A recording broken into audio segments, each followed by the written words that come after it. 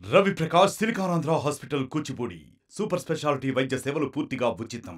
మీరు అనుకుంటారా ఆయన ఇచ్చిన టార్గెట్స్ ఏవైతే ఉన్నాయో అవి రీచ్ అవుతారని? ఎందుకంటే కూటమి జనసేన అలాగే టీడీపీ కలిసి ఏదో ఒకటి సాధిద్దాం అండ్ అలాగే చాలా చాలా ప్రచారాలు చేశారు. ఇది చేస్తాం అది చేస్తాం ప్రజలకి. ఐటీ ఇండస్ట్రీని అట్లీస్ట్ అంతలా కాకపోయినా ముందు కొంత ఐటీని తీసుకొస్తాం, ఇన్ఫోసిస్ని తీసుకొస్తాం, టీసీఎస్ని తీసుకొస్తాం అని చెప్పేసి చెప్పడం కూడా జరిగింది. సో ఇవన్నీ ఈ టార్గెట్స్ అన్నీ రీచ్ అవుతాయి అంటారు. అండ్ పోలవరం గురించి మీ వ్యూ ఏంటి సార్? ఫస్ట్ ఆఫ్ ఆల్ చాలామంది నన్ను యాక్చువల్గా మొన్న మీకు తెలుసో తెలియదు, మీ వైఎస్ఆర్సీపీని నాకు రాజమండ్రి ఎంపీ సీట్ నాకు ఆఫర్ చేశారు. The game me an offer. మొత్తం ఖర్చులు వాళ్ళే పెట్టుకుంటా అన్నారు. మినిస్టర్స్ కూడా నాకు ఫోన్ చేశారు, మీరు రావాలి సార్ అన్నారు, ఉంటారన్నారు. బట్ నేను చెప్పాను టైం సరిపోదండి, 3 months టైం సరిపోదు. మీకు ఇమేజ్ ఉంది కదా మేము చేసేది. లేదండి నాకు వద్దు, నాకు సర్టన్ పొలిటికల్ సిస్టంలో నాకు కొన్ని క్లారిఫికేషన్ కావాలి, కొన్ని డౌట్స్ ఉన్నాయి. అది ముందు క్లారిఫై చేసిన తర్వాత నేను వస్తాను చెప్తాను. అది ఏంటి మీరు అడగొచ్చు. I don't know I'm right are wrong. జైల్లో వచ్చి ఒక లీడర్, క్రైమ్ చేసిన లీడర్ జైల్లో ఉన్నాడండి. ఆ లీడర్ జైలు నుంచి పోటీ చేస్తున్నాడు. తప్పు చేసిన వాడు జైల్లో ఉన్నాడు. ఆయన మీద నిజమా కాదా తెలియదు, కానీ జైల్లో ఖైదీగా ఉన్నాడు. ఆ లీడర్ పోటీ చేస్తున్నాడు, కానీ జైల్లో ఉన్న ఖైదీలు ఓటు వేయడానికి లేదు. ఎందుకు? ఆ ఉన్న ఖైదీలు కూడా ఏంటంటే పర్మనెంట్ 50 years కాదు, 5 వారాలకు శిక్ష, లేకపోతే 5 నెలల శిక్ష, లేదా 5 రోజుల శిక్ష. ఆ ఎలక్షన్ టైంలో వాళ్ళకి ఎందుకు వాళ్ళని ఓటు చేయించేవారు వాళ్ళు? ఇక్కడే మిస్టేక్ ఉంది. పూర్తిగా ఓటింగ్ అయింది, అందరూ ఓటు వేసారు అంటున్నారు కదా, నేను ఒప్పుకోను. జైల్లో ఉన్న ఎన్ని జైల్స్ ఉన్నాయండి? వైజాగ్, విజయవాడ, రాజమండ్రి, నెల్లూరు, ఎంతమంది ఉన్నారండి? ఆ మొత్తం ఓటు పోయినట్టే కదా. Have you elected the correct person? అప్పుడు రైట్, ఇట్స్ నాట్ కరెక్ట్. సిస్టంలో మిస్టేక్ ఉంది. రెండోది, ఒక మనిషి ఎంపీగా ఒక చోట పోటీ చేస్తాడు, ఎమ్మెల్యేగా ఒక చోట పోటీ చేస్తాడు. ఓకే చేయని, కానీ ప్రజలు ఒక ఓటే వేయాలి. ఎందుకు? అతను 2 చోట ఎలక్షన్లో ఇది వదిలితే అది, అది వదిలితే ఇది అని చెప్పి చేయడానికి ఉంది. మన మటుకు ఎందుకు ఒక ఓటే వేయాలి? ఇక్కడ పొలిటికల్ సిస్టంలోనే నాకు కొన్ని డౌట్స్, నాకు అది నచ్చల. ఆ పాయింట్ నాకు నచ్చల. పబ్లిక్ కూడా ఏమి అడగట్లేదు. బ్రహ్మాండ. అండ్ నేను చెప్పేది కాశ్మీర్ టు కన్యాకుమారి వరకు, రైట్, ఏదో తెలంగాణ అన్ని చోట్ల ఇదే జరుగుతున్నాయండి. సరే, ఎలక్షన్ అయిపోయింది, గెలిచారండి, ఓకే అండి. సబ్జెక్టు మినిస్టర్కి సబ్జెక్టు కొందరికి తెలుసు, కొందరికి తెలియదండి. కానీ పోస్ట్ వాళ్ళకి మినిస్టర్గా ఒక అవకాశం వచ్చినప్పుడు పాపం వాళ్ళ అది తీసుకుంటున్నారు, కానీ వాళ్ళకి సబ్జెక్ట్ పూర్తిగా తెలియదు. కొంతవరకు తెలుసు, బికాజ్ దే ఆర్ ఎడ్యుకేటెడ్, కొంతవరకు తెలుసు. ఎంతవరకు ఆ సబ్జెక్టు వాడు న్యాయం చేయగలుగుతారు?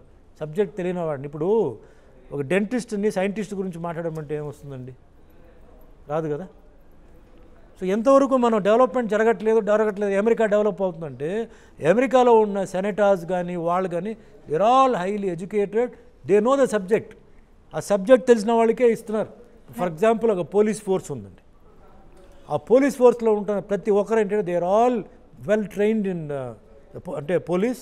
They are all retired police officers who are in the home department, who control the FBI. You know మనకి CBI, అక్కడ FBI. వాళ్ళకి నాలెడ్జ్ ఏంటంటే దే నో ఎవ్రీథింగ్ అండి. We take army, navy are air force. మన I'm talking about protection, peace, prosperity. This is my slogan. ఇండియాకి protection ఉంటేనే అన్నీ జరుగుతాయండి, లేకపోతే ఇదంతా వాషౌట్ అండి. చాలా రిస్కీ పొజిషన్లో ఉన్నాం. బార్డర్ అంతా గొడవలు జరుగుతున్నాయి.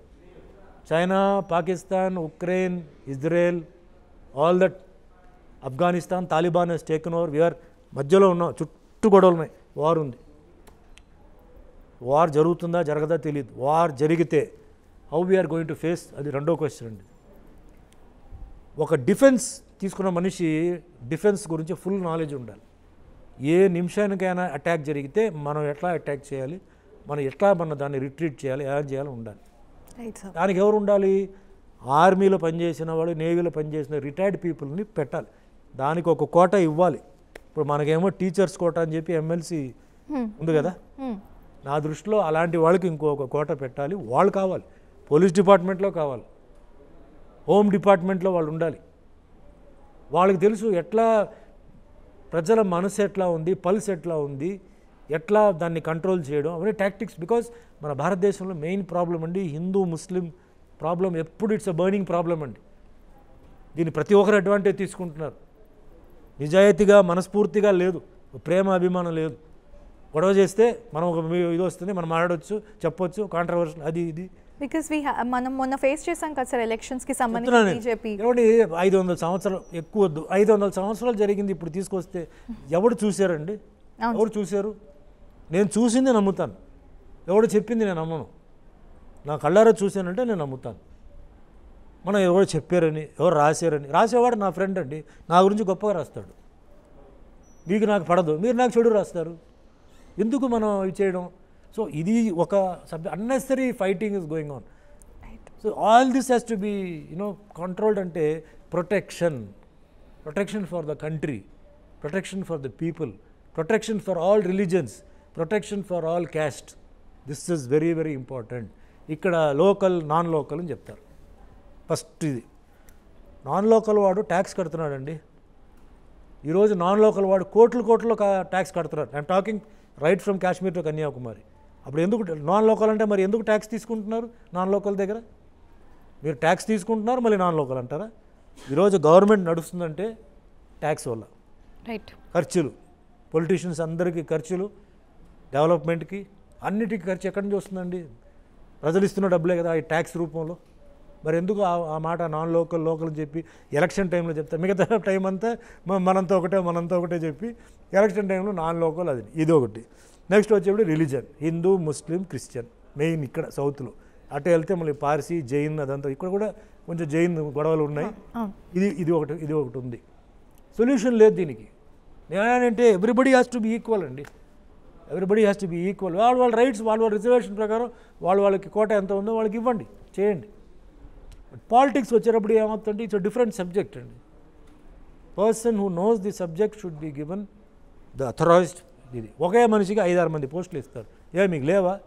Cabinet you can expand, 28 members you can keep. తొందరగా జరుగుతాయి. ఒక మనిషి దగ్గర 5 పోర్ట్ఫోలియో ఇస్తే ఆయన మనిషే కదా, ఎంతసేపు పని చేస్తాడు? 12 గంటలు పని చేస్తాడు. ఎన్ని ప్రాబ్లమ్స్ ఉంటాయి, ఎన్ని విషయాలు ఆయన ఆలోచించాలి, ఎన్ని పేపర్ సంతకాలు పెట్టి ఎట్లా డెవలప్ అవుతాయండి? 5 ఇయర్స్లో డెవలప్ అవ్వాలంటే ఎట్లా అవుతాయండి? 1-2 ఇచ్చేసి మిగతాని ఎవరైతే దానికి అప్రాప్రియేట్ పర్సన్స్ ఉన్నారో who have one in the election, caste community చూడకుండా యూ షుడ్ గివ్. మరిన్ని వీడియోస్ కోసం ఛానల్ ని సబ్స్క్రైబ్ చేయండి, లేటెస్ట్ అప్డేట్స్ కోసం వాట్సాప్ ఛానల్ ని ఫాలో చేయండి, అండ్ లింక్ డిస్క్రిప్షన్ లో ఉంది.